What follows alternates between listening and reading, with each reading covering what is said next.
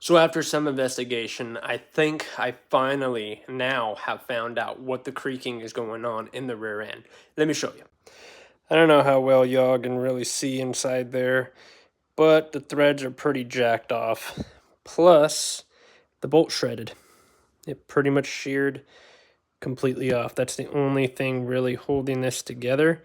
And this moves back and forth, allowing this joint right here to come in and out, which is tearing the threads up internally from in there. Now, there is Zerks on these bushings, which you need to pay attention to if you're getting adjustables. You need to make sure that that is lubricated all the time to avoid loud noises going on in the bushing. But mine wasn't in the bushing. Mine was right here. What I am currently doing right now is I'm throwing the old one back on, and then I'm going to go and see my buddy once again because he's going to tie in the driver's side. So the driver's side is pretty much all back to stock.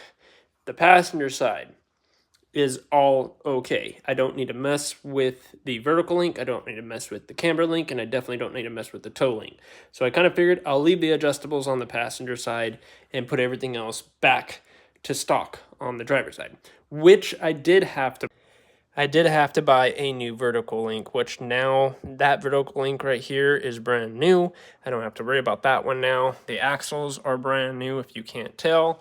And now we are about to put the old camber link back on, and then we have to get it aligned again because this will push the tire this way, and I don't need that. I need the tire facing down because that is a 305 and they are just not cheap. And I really don't want to replace my 305 tires right now. I did find a little boo-boo on my new wheels, which it's very pivot, like it's very small. I'm pretty sure a rock probably hit it, and now I'm going to have to find that color and paint to fill that in so it doesn't turn out to be something worse.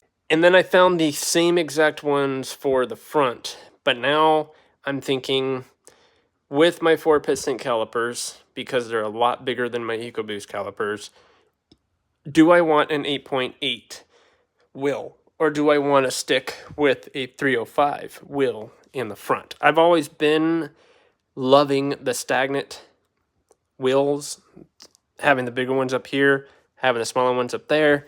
But obviously, I need to get a thicker wall for these because it needs to fill in the gap that it leaves. It's terrible. Then I'm going to start focusing on all the rest of the suspension parts, which we're going to get brand new vertical links, camber links, toe links, shocks, springs, everything. So you're going to want to smash the subscribe button.